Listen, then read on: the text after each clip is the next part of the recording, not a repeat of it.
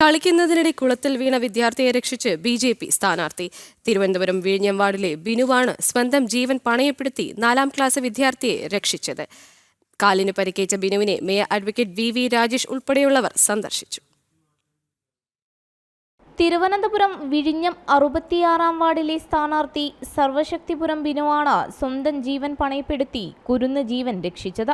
പ്രചാരണവേളയിലാണ് 7ാം class വിദ്യാർത്ഥിനി അബ്സാൻ കളിക്കുന്നതിനിടെ കുളത്തിൽ വീണത് ബി.ജെ.പി. പ്രവർത്തകർ കണ്ടത്. ഉടൻ ബിനു കുളത്തിലേക്ക് എടുത്തു ചാടുകയായിരുന്നു. 12 അടി താഴ്ചയുള്ള ചിറായിക്കോട് കുളത്തിലാണ് കുട്ടി വീണത്. വീഴ്ചയിൽ കാലിനാണ് ബിനുവിന് പരുക്കേറ്റത്. വേദന ഏറെയുണ്ടെങ്കിലും കുട്ടിയുടെ ജീവൻ രക്ഷിക്കാനായതിന്റെ സന്തോഷത്തിലാണ് ബിനു. എൻ്റെ ജീവനേക്കാൾ ഉപരി ആ കുട്ടിയുടെ ജീവനാണ് എനിക്ക് വലുത് എന്ന് തോന്നിപ്പോയി. ആ സമയത്ത് ഞാൻ എത്രയും പെട്ടെന്ന് ആ കുളത്തിലേക്ക്, ഏകദേശം ഒരു 10-12 അടിയോളം താഴ്ചയുള്ള ഒരു കുളമായിരുന്നു, ആ കുളത്തിലേക്ക് എടുത്ത് ചാടി ആ കുട്ടിയെ രക്ഷപ്പെടുത്തി മേളിൽ നിൽക്കുന്ന എൻ്റെ സഹപ്രവർത്തകരുടെ കയ്യിൽ ഏൽപ്പിക്കുകയുണ്ടായി. സെന്റ് മേരീസ് സ്കൂൾ കോട്ടപ്പുറത്തെ 4ാം ക്ലാസ് വിദ്യാർത്ഥിയാണ് മുഹമ്മദ് അബ്സാൻ.